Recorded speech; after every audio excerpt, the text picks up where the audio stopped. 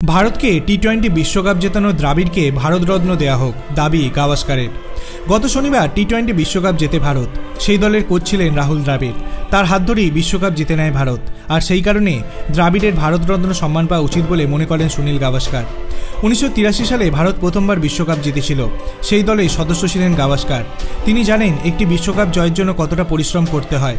Cricketer হিসেবে দ্রাবিড়ের অবদানও মনে রাখার কথা বলেছেন গাভাস্কার। এক সংবাদ মাধ্যমে গাভাস্কার লেখেন, ভারত সরকারের উচিত দ্রাবিড়কে ভারতরত্ন সম্মান দেয়া। আগে এই সম্মান দেওয়া হতো সমাজে বিরাট অবদান রাখা মানুষদের। বেশিরভাগ ক্ষেত্রে এই সম্মান পেতেন রাজনৈতিক নেতারা, কিন্তু তাদের অবদান থাকতো দল এবং যেখান থেকে তারা এসেছে সেই জায়গার প্রতি। দ্রাবিড়ের সাফল্য গোটা দেশকে আনন্দ দিয়েছে। ধর্ম জাতি নির্বিশেষে আনন্দে মেতে উঠেছিল দেশ। সকলে আমার সঙ্গে গলা মেলান। সরকারের চেনা উচিত দেশের অন্যতম সেরা সন্তানকে।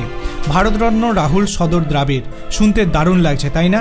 ক্রিকেটারদের মধ্যে একমাত্র সচিন তেন্ডুলকর ভারতরত্ন পেয়েছেন। ক্রিকেট থেকে অবসর নেওয়ার 1 বছর পর 2014 সালে তাকে এই পুরস্কার দেওয়া হয়েছিল। গাভাস্কার মনে করেন, দ্রাবিড়ের অবদান শুধু কোচ হিসাবে দেখলে চলবে না, তিনি ক্রিকেটার হিসেবে ভারতকে বহু ম্যাচ জিতিয়েছেন। ভারতীয় ক্রিকেট একাডেমির দায়িত্বে থাকাকালীন ভারতকে অনূর্ধ্ব 19 বিশ্বকাপও জিতিয়েছিলেন। আপনার কি মনে হয়, সত্যি কি রাহুল দ্রাবিড়কে ভারতরত্ন পুরস্কারটি দেওয়া উচিত? আপনার অভিমত আপনি কমেন্ট সেকশনে জানাতে পারেন। ভিডিওটি ভালো লাগলে লাইক করবেন, চ্যানেলটিকে সাবস্ক্রাইব করতে ভুলবেন না। ধন্যবাদ।